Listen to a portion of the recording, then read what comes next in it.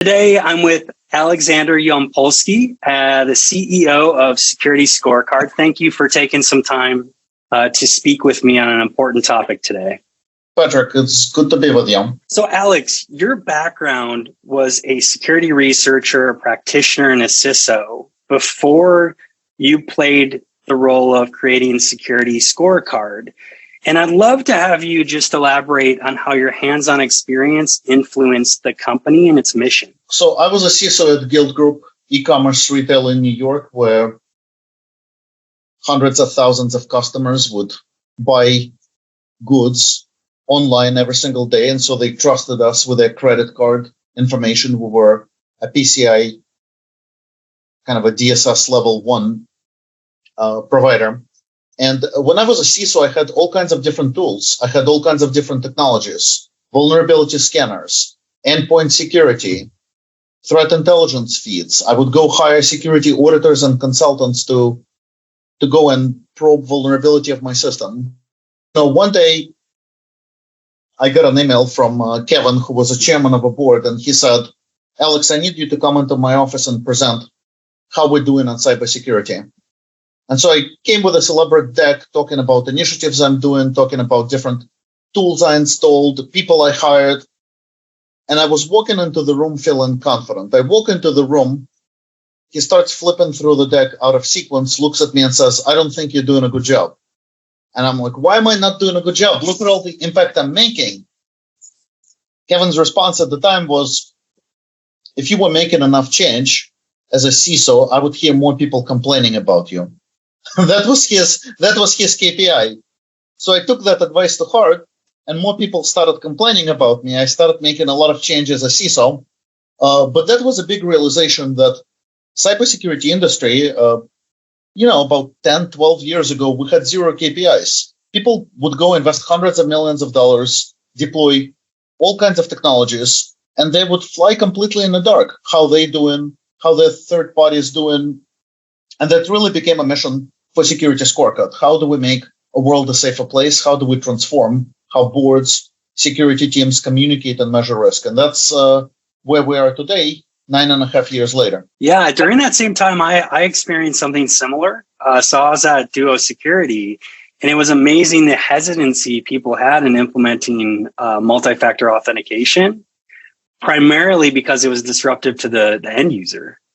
So really interesting to see, like, sometimes you have to make people uncomfortable or do things they don't want to do in order to put the right security controls in place for an organization. Well, 100%. Yeah. People usually don't put security at the forefront of their thinking. They just want to get the job done. And a lot of times security comes as an afterthought. Since the founding of Security Scorecard in 2014, the cybersecurity landscape has evolved rapidly.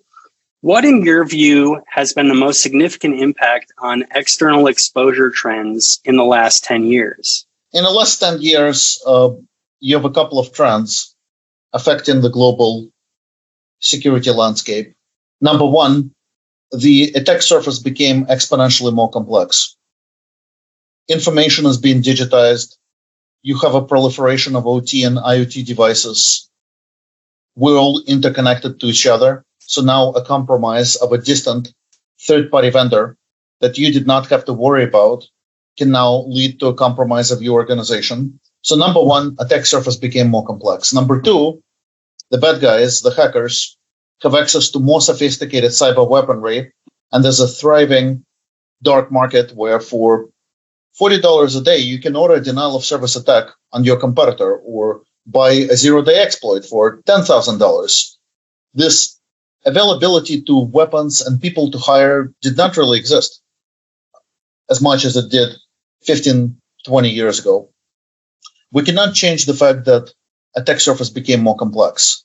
We cannot change the fact that the bad guys have access to more sophisticated cyber weaponry. But what we can influence is a third thing. And the third thing is that most companies are being reactive instead of proactive, and they're focusing on their own things. They're allocating 80% of their budget towards older technologies, which don't really stop the threats.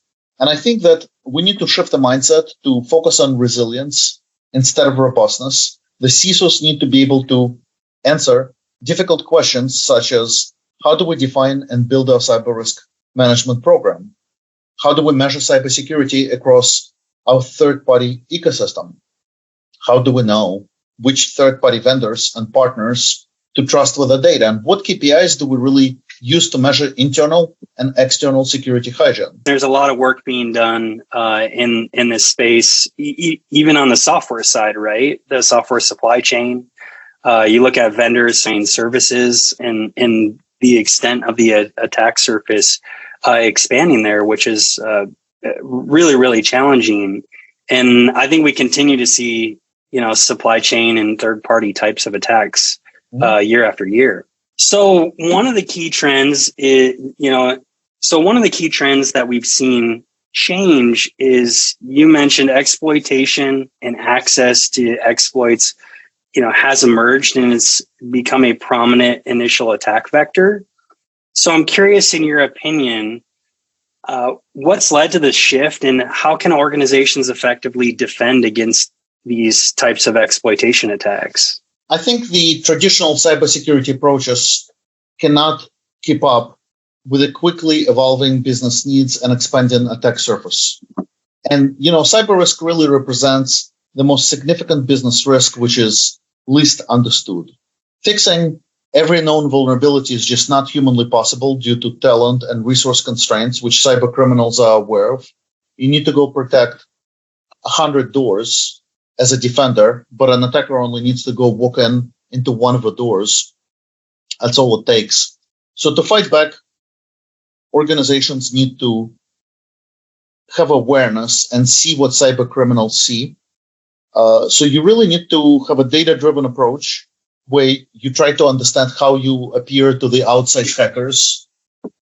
How does your external attack surface look like to outside hackers? What are the vulnerabilities that somebody would try to go capitalize on if they were using open source intelligence to break into your organization? That's actually what we try to do at Security Scorecard. We try to discover how your attack surface looks like, what are the threats, how susceptible you are compared to other organizations based on 9 years of historical data. And I think really by proactively managing your attack surface, by fixing the things that are broken, that's how you really stay ahead of the game. Are most organizations progressing and getting better? Or what does the data show from a security scorecard perspective on, what it looks like as it relates to external attack surfaces? Because we continue to see so many, bad incidences in the press. I'm just interested how that compares to the reality of what you guys see at Security Scorecard. It's not really getting much better. I would say that, you see some positive steps happening. For example, the collaboration between public and private sector is stronger than it ever has been.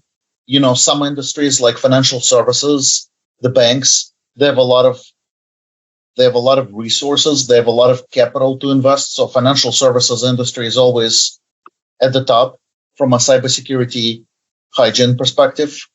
Some industries like education, legal, they're not doing very well.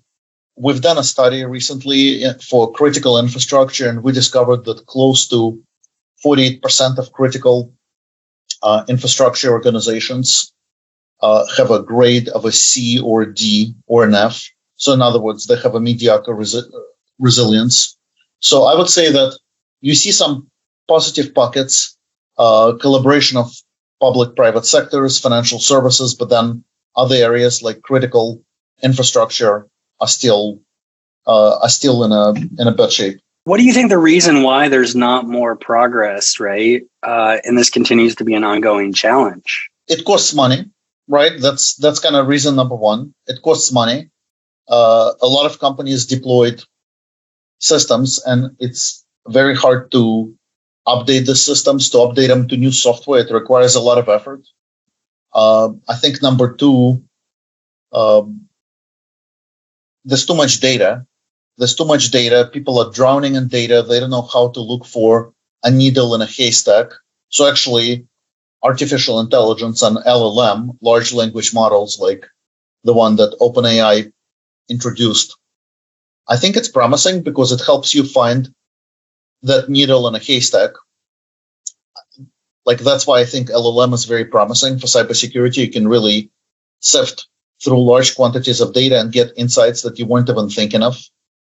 I think also, even though we talk about it, security is still not a board level conversation. It's getting better. But if you just go look at websites of top Fortune 1000 companies, you're probably only going to find 2 or 3 companies where CISO is listed on an executive team page. For everybody else, you're going to see the usual suspects: general counsel, CFO, chief revenue officer, but almost none of them put CISO really at the same rank as all the other executives. Very rarely do you hear that, oh, we took a CISO and promoted them to be a chief marketing officer. We took a CISO and promoted them to be president of Latin America. Never happens. One of the themes I think that you're highlighting is the importance of collaboration across the security industry and across public and private sectors. So I'm curious to hear how organizations should actively participate in collaborative efforts. Collaboration is crucial. The bad guys are actively sharing exploits. They actively discussing the latest vectors of attack. And they don't know what it's like to have geographic boundaries. How do we get more companies in the industry, similar to what's being done with ISACs, information sharing associations, to actively discuss what are the latest best practices for defense? How do we get more CISOs to collaborate on what the minimum bar for due care for cybersecurity is? I think it's not happening enough yet. I think that some people are still clinging to the outdated belief that drawing minimal attention to their cybersecurity programs will keep them safe from hackers. Like, basically, like, let's stay in the shadows and hopefully we don't get noticed. Let's not talk about security. Let's not measure it. Let's not have KPIs. I think that's a wrong approach. I think people are still kind of clinging to outdated beliefs, just like they were resistant to introduce DUO, two-factor authentication. That's crazy, right? Like, why would you not use multi-factor authentication when password is the weakest link? So similarly, even today, we see people being resistant around talking about cybersecurity programs, measuring it, using KPIs. I do think collaboration is the key to becoming stronger. Just like when you go to a store, I mean, you have an expiration date on a carton of milk or on eggs, right? Like, after which point it's not safe to consume the food. Things like that don't exist for cybersecurity. If you're buying a software from another software as a service vendor, where's that expiration date? You have no idea. People use questionnaires, manual, subjective, and they feel good about questionnaires because it's not confrontational, but they don't make data-driven decisions based on KPIs. And so I think companies and regulators must adopt a globally trusted method for communicating and measuring cyber risk. We should eliminate a new path forward for cybersecurity trust and transparency, and that starts with adopting a standard set of metrics. And rather than waiting for legislation to enforce change, companies must proactively get ahead. And so we need a consistent framework to evaluate cybersecurity effectiveness across industries, sectors, to foster trust, collaboration between the public and private sectors. And also, I think the other problem is candidly, a lot of software vendors are also to blame, because in the cybersecurity space, everybody advertises their technology as a panacea. Then people get 40 different solutions. They all don't talk to each other. You don't automate. You don't know what to do with it. And then it's not about a software. It's about a capability that you develop. So that's actually an important role that you guys play at your company, Patrick, at Nucleus. I mean, collaboration, getting visibility into data and being able to figure out what to do with the data or what actions to take are a real and difficult problem, especially when you're talking, into scaling to large organizations, right? So on that topic, there's really two things I think that are interesting. One, you talked about the board level engagement and the CISO. and then the aspect of innovation. And so I think there is this dynamic where cybersecurity is often seen as an obstacle to innovation. How can organizations strike the right balance between security and business agility? So you need to position the security team to be seen as a how team that solves business problems instead of a no team that just kind of comes to you and tells you, you can do this, you can do that. To balance security and business agility, CISOs must eliminate time-consuming, inaccurate manual processes. So you really need to build security checks and controls into your software development lifecycle. So, for example, you don't wait until the code is fully finished and then you go and rigorous security architecture review, but how do you build continuous validation in your SDLC? How do you engage other employees to be champions for cybersecurity team? How do you forge relationships with your general counsel, your CFO, your CHRO? So a lot of the time, security teams operate in a vacuum. They don't enlist the help of other teams. They rely on manual processes instead of really building automation. So to give an example, we have a customer who uses our technology, and they turbocharge their third-party risk management process because they look at the score of a company that somebody wants to do business with. And then if a score is below 80 out of 100, that's when you go through a more rigorous assessment. You send a questionnaire, you ask questions, but if a score is above 80, they automatically query an API, send an approval, and boom, it's done. So they saved hundreds and hundreds and hundreds of hours on these engagements just by defining this rule and automating it internally. So it's not about working harder, it's about working smarter. Become a partner to other teams, forge relationships. As a business partner, CISO needs to communicate in business terms, not in security language, but convert what he talks about into business terms so that people understand, and then automate. And I think that's really the answer of how you can become cyber secure, yet not be an obstacle to innovation. The two biggest things I hear there are getting alignment across an organization and then clearly defining how you're making decisions and what the criteria is.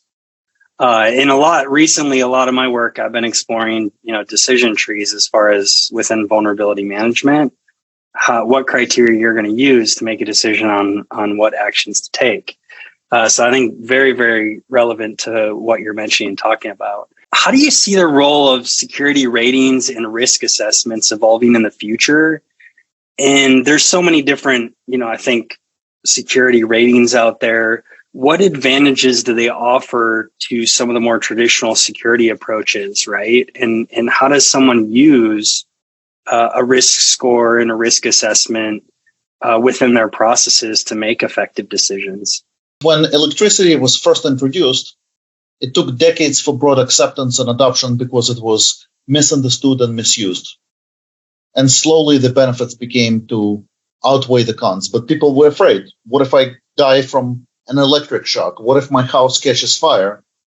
Similarly, I think for cybersecurity ratings, I think that it's a critical innovation. They're here to stay. There's a number of misconceptions around cybersecurity ratings. So look, myth number one, cybersecurity ratings are pay to play. You have to pay to get access to a rating. I mean, while some other companies might charge for it, we give free access to any organization to control their score and to get access to their rating. Myth number two is that, security ratings don't really reflect my entire security posture. It's open source intelligence. It's inaccurate, and so on. Actually, it's not just open source intelligence. From outside, you can deduce a lot of really interesting information about the resilience of a company. For example, you can see that a malware is beaconing outside of the infrastructure by sinkholing the malware, and then you start measuring reaction time. How long does it take for the malware communication to stop? And you measure the efficacy of endpoint security within an organization. Number three, it's unclear how security ratings work. Well, we actually published a trust portal, trust.securityscorecard.com, where we published a methodology. We talk about our accuracy rates. What are the false positives? Turns out it's actually way less than 1%. What are the corner cases?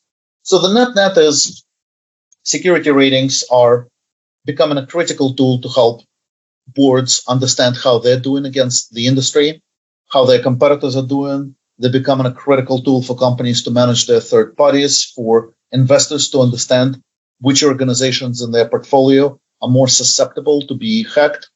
And so we used right now by over 75% of Fortune 100. We have thousands and thousands of organizations, big banks, top pharmaceuticals, top insurance companies use us to make critical decisions. However, just like electricity or just like a hammer, you can use it to put up a painting or you can use it to put a dent in a wall. If you just go tell somebody you got a bad score without engaging in a conversation, that's a limited myopic approach. There are limitations and constraints to scores. For example, if you're looking at a giant ISP or telco, you need to look at what's the corporate range versus what's the guest range. So there's a lot of nuances of how there could be corner cases or certain blind spots if you use security ratings. So I think there really needs to be more of standardization and a minimum expectation of what security providers do. Otherwise, if we don't do it, anybody can come up with a security rating tomorrow, start sending it out, then it creates a lot of noise in the market, it annoys a lot of people. So look, the net is, it's just like electricity, it's here to stay, it's critical, but how you do it, how you hold companies accountable, how you teach companies how to use it, operationalize it, I think there's a lot of nuances, and I think there's a lot of mistakes that could be made, and similarly, there's a lot of best decisions that could be made. But the net is, I think it's here to stay, just like multi-factor authentication or endpoint security. It's a critical tool in the arsenal of CIOs and CISOs. Well, Alex, this has been great to talk about organizations, risk exposure, how to get alignment on different KPIs and collaborate across the industry on security risk. Thank you so much for taking the time today. I really appreciate you spending the time with me and talking about these topics. It's great to talk to you, Patrick. Next time, you got to teach me how to skate, how to do skateboarding. It's on my bucket list. I will give you a lesson on how to skate. Certainly, maybe at one of these conferences coming up. Thanks so much for the time today.